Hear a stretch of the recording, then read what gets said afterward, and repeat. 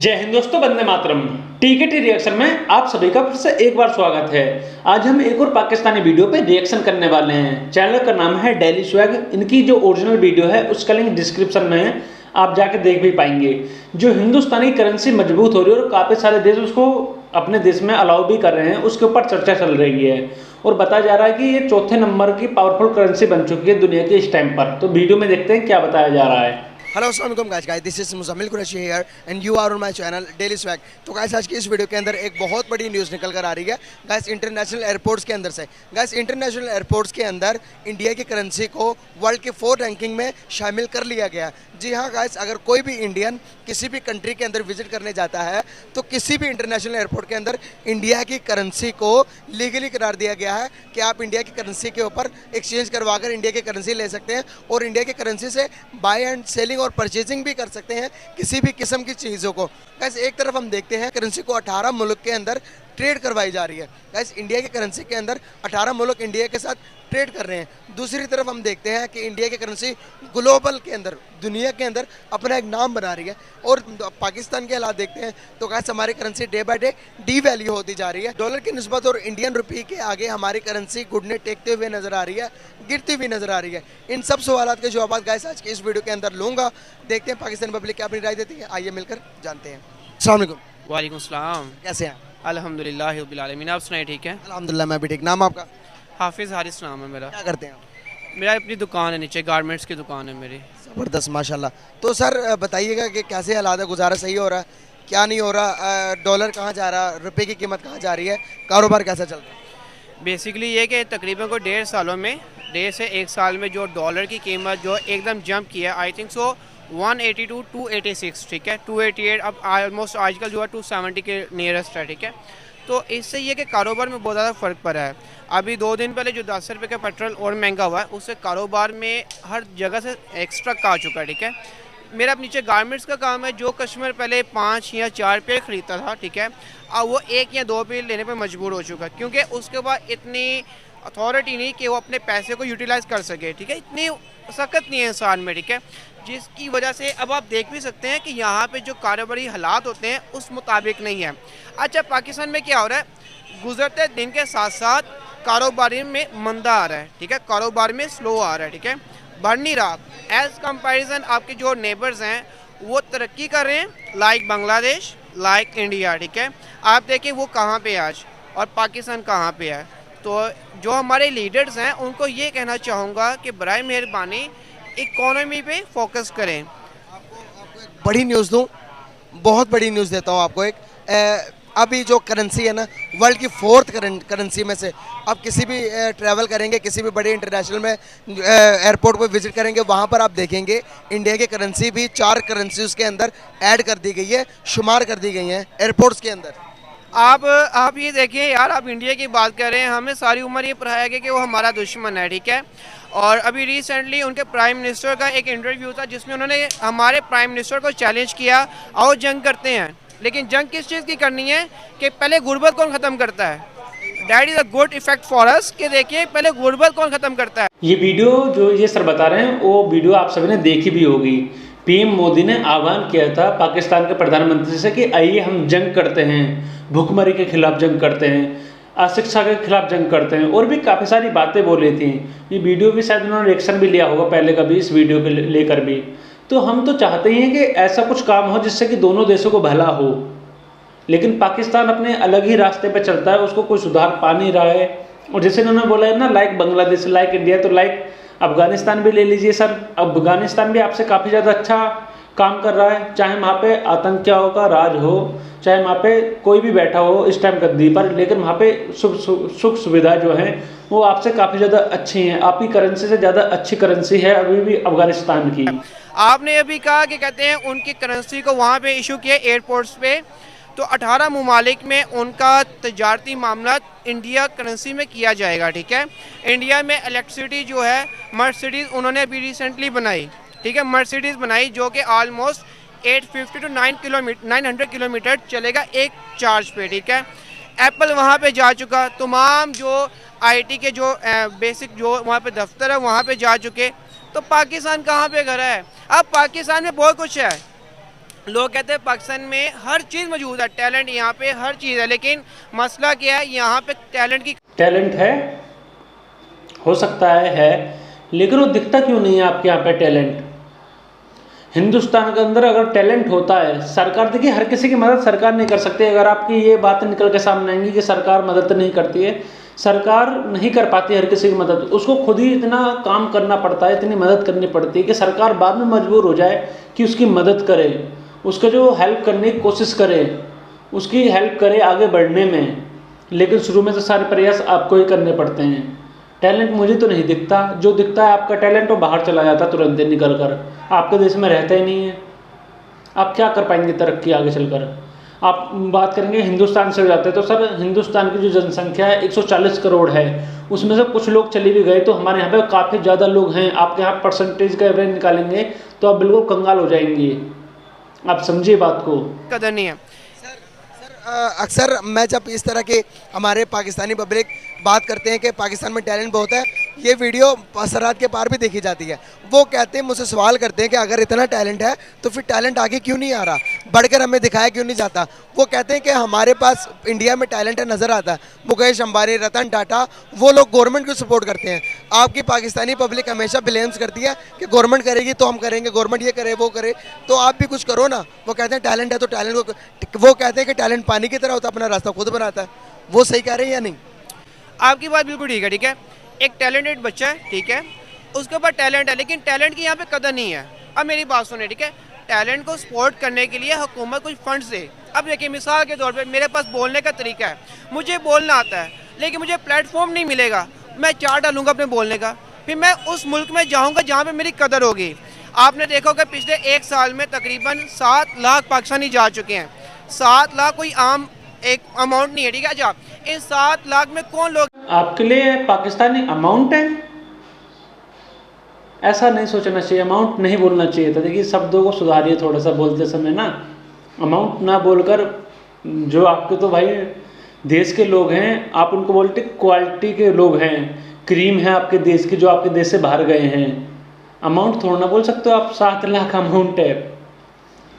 देखिए आपके देश की जो बेसिक प्रॉब्लम है वो यह है कि वो खुद से कुछ नहीं करना चाहते हैं। वो सोचते हैं कि सरकार ही करके दे देगी। आप चाहे किसी भी कंट्री में चले जाइए, आपको खुद से थोड़ा बहुत काम तो करना ही पड़ेगा। जिससे मैंने आपको पहले ही बताया था कि हिंदुस्तान में भी हर किसी को अवसर नहीं दे सकती सरकार, लेकिन वो अगर मेहनत करता है, अच्छा काम करता है और सरकार नज़रों में वो आता है तो उसको फिर बाद में बेनिफिट दिया जाता है सरकार की तरफ से।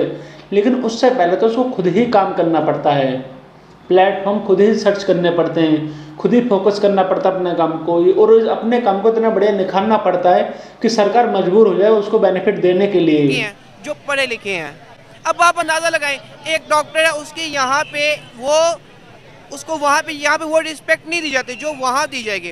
डेफिनेटली वो मूव करेगा, अपना अच्छा सिक्योर वहाँ करेगा, अपना जो कहते हैं उसका फ्यूचर है सिक्योर करने के लिए वो मूव करेगा। अब वो रशिया हो, अमेरिका हो, नेपाल हो, whatever, even that India क्यों ना हो। अब देखो मेरा काम नीचे गारमेंट्स का, ठीक है, इंडस्ट्री का मेरा काम है। पाकिस्तान का घर है, बांग्लादेश कब आज़ाद हुआ 1971 में, आज सारा वहाँ पे बिजनेस है, सारा कारोबार वहाँ हो रहा है। यार हमारा मुल्क है, बहुत प्यारा मुल्क है, लेकिन अर्ज़ करना ये चाहूँगा जो हमारे लीडर्स हैं कि बराए मेहरबानी कोऑपरेट करें, जो टैलेंटेड पर्सन है उनका कोऑपरेट करें। ये मुल्क कहीं नहीं जा रहा, आपके पास ही है। देखिए हम कितने साथ जी लेंगे, हमारी नस्लों के लिए कम से कम अच्छा करें, ठीक है। तो आए दिन यहाँ पे चोरी हो रही है। अब देखें ना, जब पैसा जेब में नहीं होगा लोग क्या करेंगे, चोरी करेंगे। पेट तो पालना है ना, लोग मरे हुए हैं, वो कहते हैं चलो मरना है ना, कुछ करके मर जाएं। तो देखो ना, आपका काम है उनको प्रोवाइड करना। ना शर्म आती है जब इंडिया के लोग उठकर ये बोलते हैं कि भाई तुम तो भिखारी लोग हो, तुम तो हमसे हमारी ही नस्ल में से हो, लेकिन तुमने अलग एक रास्ता चुन लिया है।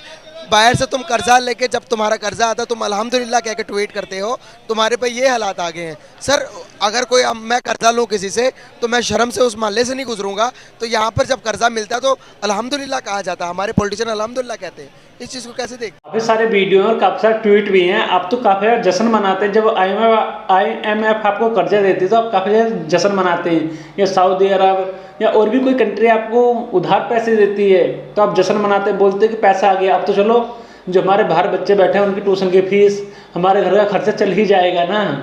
देखिए आपकी जो आम जनता है उसको कुछ नहीं मिलता इस पैसे से। बस आपके जो राजनेता वगैरह हैं या जो अफसर वगैरह हैं उनको ही मिलता है, वही खा जाता है सारा पैसा, ग्राउंड पे नहीं लग पाता वो पैसा, इसीलिए आपके लोग खुश होते हैं, आप लोग खुश नहीं हो पाते उस पैसे को देखकर। लेकिन जश्न तो मनाया जाता है आपके देश में, और जश्न मनाते हैं इसीलिए आप तरक्की भी नहीं कर पा रहे, क्योंकि उधार के पैसे पे जश्न कौन मनाता है? पैसे को यूज़ करना नहीं आता शायद, मुझे लगता है आपको। आप जो पैसा लेके भी आते हैं ना उसको सही से यूज़ करना नहीं आता है। आप रिश्ते बिगाड़ने की कोशिश करते हैं सुधारने की जगह। अगर आपके रिश्ते सुधरते, इंडिया से ट्रेड होती रहती तो आपको काफ़ी ज़्यादा बेनिफिट मिलता, आपको काफ़ी ज़्यादा पैसा बचता, लेकिन ऐसा नहीं करा। आप रसिया से आप अभी कुछ समय पहले तेल मंगा रहे थे, लेकिन वो तेल भी नहीं आया क्योंकि आपके पास रिफाइनरी नहीं है, आप रिफाइन कैसे करेंगे तेल को? और बातें आप काफ़ी बड़ी बड़ी बोल देते हैं, इसलिए आपकी प्रॉब्लम ज़्यादा बढ़ जाती है। अच्छा, मैं इसको ना एक बहुत ही मुख्तसर आपको कहते हैं एक चीज़ में मैं इसको समेटूंगा, वो ये कि बहुत ही बुरी बात है जब हम कहते हैं किसी जगह जाते हैं और वहाँ पे जाके हमें कर्ज़ा लेना पड़ता है। बहुत बुरी बात है, इसमें कोई दो राय नहीं कि हमें कर्ज़ा नहीं लेना चाहिए, ठीक है। मैं आपको इतना कह रहा हूँ कि हमारे मुल्क में ऐसे ऐसे लोग हैं जो कि आपका कर्ज़ा विद इन सेकेंड में उतार सकते हैं, लेकिन वो क्यों नहीं उतारते? देखो ना, बात सुनो, हमारे यहाँ पे बहुत बहुत अच्छे लोग हैं जो कर्ज़ा आपको उतार देंगे, लेकिन उनको आगे से नज़र कुछ नहीं आता। अब देखें ना, बहुत सारे मुल्क भी हैं जो आपके साथ आगे बढ़ना चाहते हैं। देखा, यही मानसिकता की मैं बात कर रहा था। ये लोग सोच रहे हैं कि हमारा कर्जा कोई उतार दे, तो भाई आपने लिया है तो सर आपको ही तो कर्जा उतारना पड़ेगा। आप ज़्यादा मेहनत कीजिए, ज़्यादा काम कीजिए, जिससे कि आपकी जो देश की अर्निंग है वो बढ़े, उसके बाद आप अपना कर्जा उतारिए। आप क्यों सोच के बैठेंगे कि कोई और कंट्री या कोई और संस्था आपका कर्जा उतारेगी? जो आपने लिया है सर आपको ही उतारना पड़ेगा। आप सोचते रहते हैं कि जो हमारा जो कर्जा लिया है उसको माफ़ कर दिया जाए, तो किसी का पैसा फ्री का थोड़ना है सर। आप मेहनत कीजिए, अपने कंट्री से बोलिए कि कंट्री मेहनत करे, ज़्यादा काम करे, जिसकी वजह से पैसा आए, टैक्स दिया जाए, टैक्स से जुड़ा जाएगा पैसा, उसके बाद दिया जाएगा किसी को आगे। लेकिन यहाँ पे अपने कमीशन के चक्कर में वो मुल्क का बेड़ागर्क कर देते हैं। और एक रिक्वेस्ट है, देखें दुनिया में आप आए हैं, पाकिस्तान में कितने साल जी लेंगे? क्या इंडिया के जो पॉलिटिशियन है नरेंद्र मोदी को 10 साल होने वाले हैं, क्या वो बंदा अपने मुल्क के साथ लोयल है? अच्छा, अब मेरी बात सुने, ठीक है। अब जब वो नरेंद्र मोदी आया तो हमने क्या कहा, यार वो ये है, वो ये चाय वाला, व्हाट हम ये कहते रहे, ठीक है। और वो चाय वाला हमसे बेहतर हो गया। देखिए, हमने कंपैरिजन करना है, हमने कंपैरिजन करना है कि वो देखो, बातें करने से काम नहीं होता, ठीक है, अमल करना पड़ता है, रिएक्ट करना पड़ता है। वो कहाँ पे स्टैंड करते हैं, हम कहाँ स्टैंड करते हैं? 10 साल हो चुके हैं, वो कहाँ तरक्की कर चुका है? 2030 में इंडिया इतनी बना चुकेगा इलेक्ट्रिसिटी की, कहते हैं ये जो इलेक्ट्रिसिटी प्रोड्यूस कर देगा कि उसको ऑयल के पीछे जाना नहीं पड़ेगा। और भाई अभी से उनकी गवर्नमेंट काम कर रही है। टोटल जितने भी व्हीकल आप बताएं मुझे कि व्हीकल जो भी इलेक्ट्रिक चलने वाले व्हीकल खरीदेगा उसको सब्सिडी दे रही है गवर्नमेंट। उसे कह रही कि अगर ये 50 लाख की आप लो, इलेक्ट्रिक लो, उस पर हम आपको 25% डिस्काउंट देंगे। बताएं ज़रा इस पर। अब उनका विजन देखें ना, विजन देखें, बड़ी सोच चेक करें आप। ये हमने बिल्कुल वजह फरमाया कि उनकी हुकूमत उनको सपोर्ट कर रही है। यही बात मैं कहना चाहता हूँ कि हमारी हुकूमत में सपोर्ट नहीं करती। हाँ, हमारी हुकूमत क्या करेगी, ठीक है, हम कोई काम कर। आप बात को समझ ही नहीं रहे हैं। हमारी गवर्नमेंट सपोर्ट जब करते जब हमारे लोग उठ के खड़े होते हैं। देखिए, सबसे पहले सपोर्ट की जो बात निकल के आती है, हमारे लोगों ने खड़े होकर कार, एक सिंपल एक कार बनाई, इलेक्ट्रिक ईवी बनाई एक, और उसके ऊपर काफ़ी ज़्यादा काम करा, रिसर्च करी, सारा पैसा कंपनी का लगा है। अभी सरकार ने कोई मदद नहीं करी है। और उसके बाद हम सोच रहे हैं कि जो कस्टमर है वो इलेक्ट्रिकल व्हीकल रहे, इसलिए सरकार 2% अपनी तरफ से छूट देगी। कि सरकार फिर बेनिफिट देने की कोशिश करती है लोगों को कि आप इस चीज़ को खरीदिए, आप पेट्रोल डीजल से दूर होइए और इलेक्ट्रिकल व्हीकल खरीद रहिए। इससे बेनिफिट क्या होगा कि आने वाले समय में हमारे पेट्रोल पर निर्भरता है वो कम हो जाएगी या ख़त्म भी होने वाली, क्योंकि हम काफ़ी और भी तरह के पेट्रोल बनाने की कोशिश कर रहे हैं, जिसमें कि इथेनॉल वगैरह है और भी काफ़ी सारे हैं। सोलर पैनल वगैरह से हम काफ़ी ज़्यादा बिजली बनाएंगे। पेट्रोल डीजल पे हमें निर्भरता खत्म करनी है आने वाले समय में, क्योंकि हमारा बहुत ज़्यादा पैसा इसी पे बाहर जाता है। डॉलर जो जाते हैं हमारे इसी चीज़ पे काफ़ी ज़्यादा बाहर जाते हैं, तो उसको हमें बचाना भी है। करवाने के किसी भी सरकारी दफ्तर में, अच्छा मेरा कमीशन, वो तो मुंह से मांग रहे हैं। अच्छा, वो कमीशन ऐसे मांग रहे हैं जैसे उन्हें ज़िंदगी में रहना ही नहीं है, ठीक है। यार, अपने बच्चों का फ्यूचर सोचो। देखो, मेरी इज़्ज़त मेरे मुल्क में है। मैं अगर किसी दुबई में जाऊंगा, मैं किसी मुल्क में, जो मेरी इज़्ज़त वहाँ पे नहीं है, लोग पूछेंगे कहाँ से है, पाकिस्तान से, वो भिखारी। देखिए, हमारी इज़्ज़त हमारे मुल्क से है। हमें शर्म आती है जब हम ये कहते हैं कि यार हमारा हमसाया मुल्क आगे बढ़ गया, ठीक है। देखिए, हमारा मुल्क है, इतने इसमें नूर है, इतने हीरे हैं, उसको यूटिलाइज करें, उसको तराशें, ना कि उसको फेंक के ज़ाया किया जाए। बहुत ज़बरदस्त यार। गाइस आप लोगों ने जानी एक पाकिस्तानी पढ़े लिखे एंड एजुकेटेड पर्सन की राय, आपको कैसी लगी ये राय अपनी इजहार कमेंट बॉक्स में ज़रूर करना। अब्बास। सर क्या करते हैं? मैं डिज़ाइनर। ज़बरदस्त हो गया सर। बेसिकली बात करने का पर्पस ये है, पढ़े लिखे एजुकेटेड लग रहे हैं आप, तो बताइएगा मौजूदा सिनेरियोज़ के अंदर पाकिस्तान की करेंसी के क्या वैल्यूज़ हैं वर्ल्ड वाइड की अगर हम बात करें, या पाकिस्तान के अंदर की बात करें, हमारी करेंसी वैल्यू में जा रही है या डी वैल्यू में जा रही है? डिवैल्यूएशन है बहुत ज़्यादा, आप देखें ना कहाँ चलेगी, आपकी परफॉर्मेंस देखें ज़ीरो है, उसके हिसाब से कुछ भी नहीं है। आपका रुपए की वैल्यू क्या है, ये चीज़ है। मुकाबला कर सकते हैं किसी मुल्क का? किसी से क्या, आप इंडिया से क्यों कंपेयर, किसी भी से भी कंपेयर कर लें। अफगानिस्तान मैंने कहा किसी भी मुल्क के साथ कंपैरिजन कर सकते हैं अपना। अफगानिस्तान को क्या रेट देते हो आप, उससे कंपेयर नहीं कर सकते अपनी करेंसी को।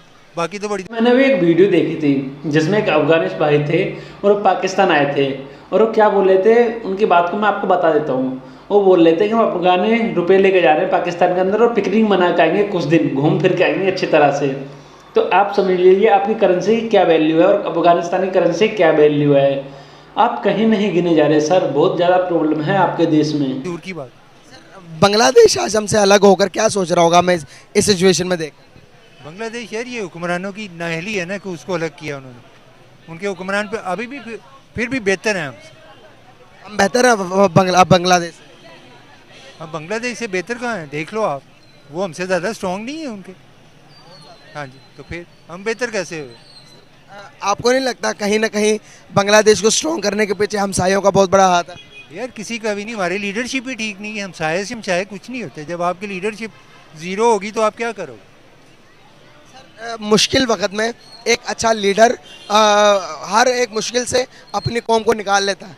क्या पाकिस्तान के पास कोई एक ऐसा लीडर है जो कि हम कह सकें कि वाकई में बहुत अच्छा है, ये मुल्क को पार करवाएगा? नहीं, आपको डूबते नहीं? यार लीडरों के अपने लल्ले दलल्ले ख़त्म होंगे तो कोई लीडर बनेगा ना। इनके तो अपने हेलीपैड पहले ठीक होते हैं, कौम के पास सिलेक्शन के पैसे नहीं होते।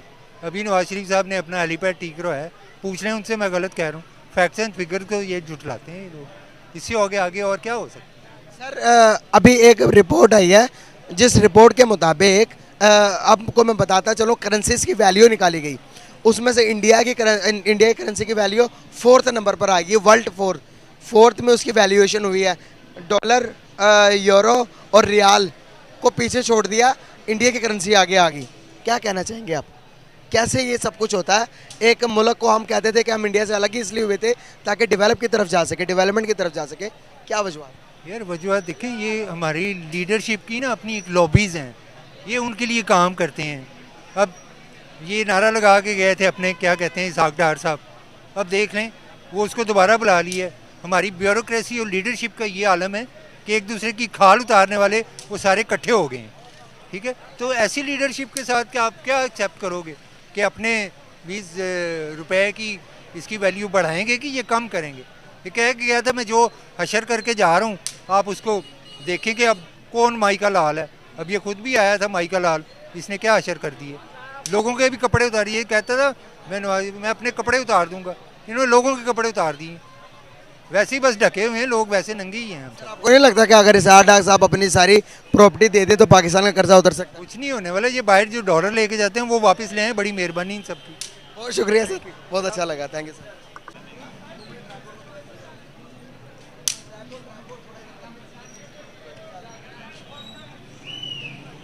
अस्सलाम वालेकुम। जी वालेकुम सलाम। सर कैसे हैं आप? शुक्र अल्लाह का। सर नाम आपका? फरासत भट्ट। सर क्या करते हैं? मैं कारोबार करता हूँ, किस चीज़ का कारोबार?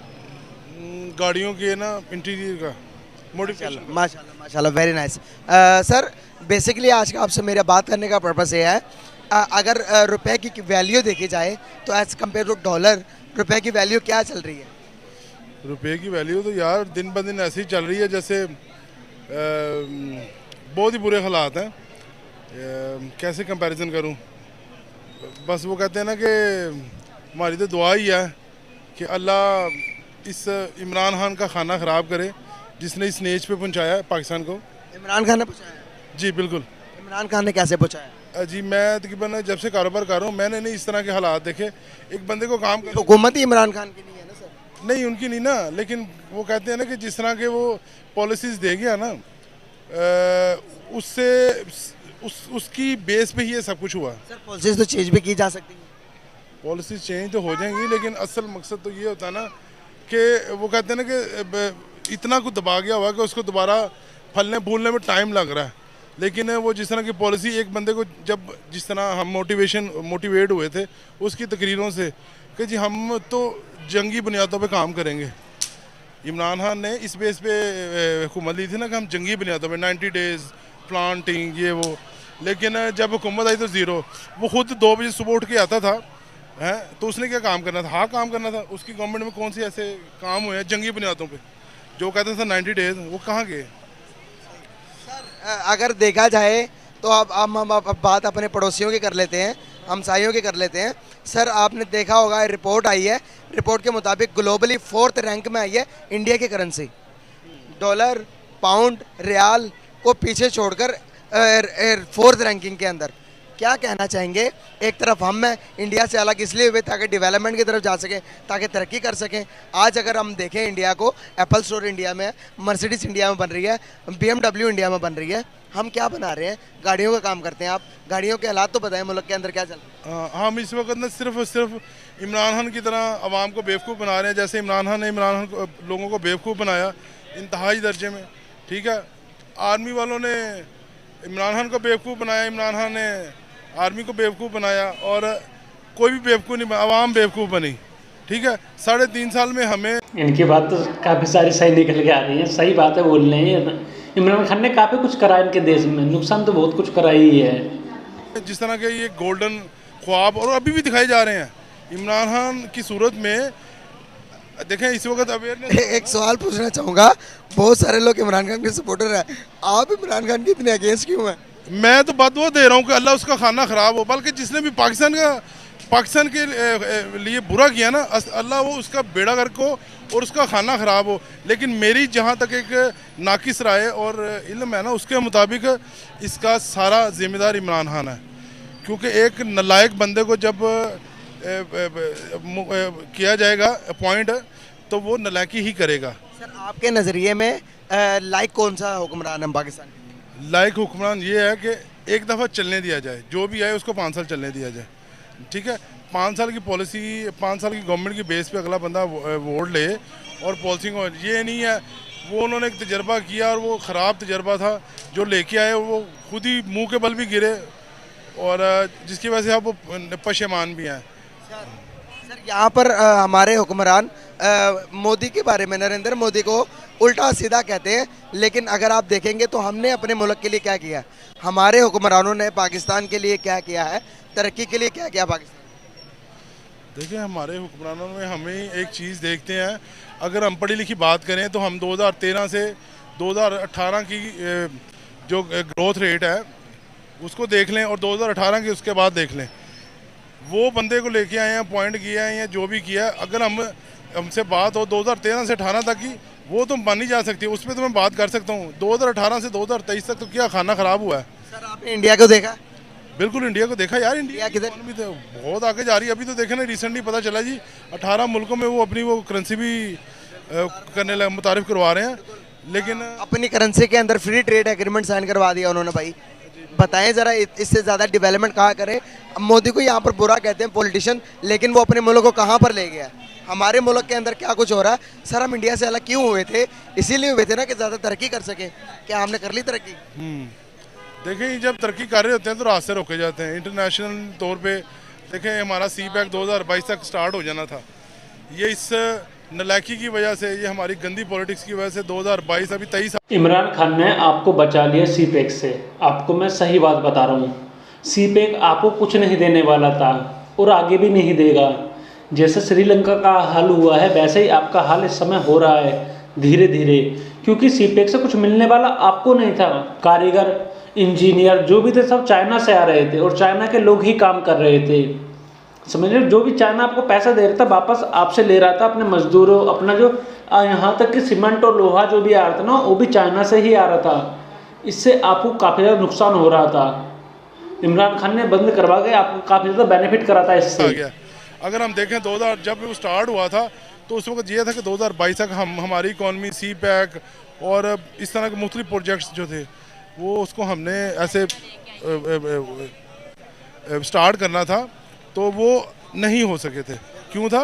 इंटरनेशनल माफिया हमारी पीछे पड़ा हुआ है और जो हमें आगे निकलनी, अभी भी देखें ना कि IMF हमें दिन ब दिन कैसे वो स्टेप डाउन कर रहा है। हर पॉलिसी रोज़ नए से नए वो लेके आता है, नहीं पॉलिसी नहीं, स्ट्रिक्ट कवानीन के। अभी एक शर्त पूरी करते हैं तो वो दूसरी शर्त ले आता है, दूसरी शर्त पूरी करते हैं तीसरी। हाँ, तो देखें ना, ये सारा कौन हमारे पीछे पड़ा हुआ है।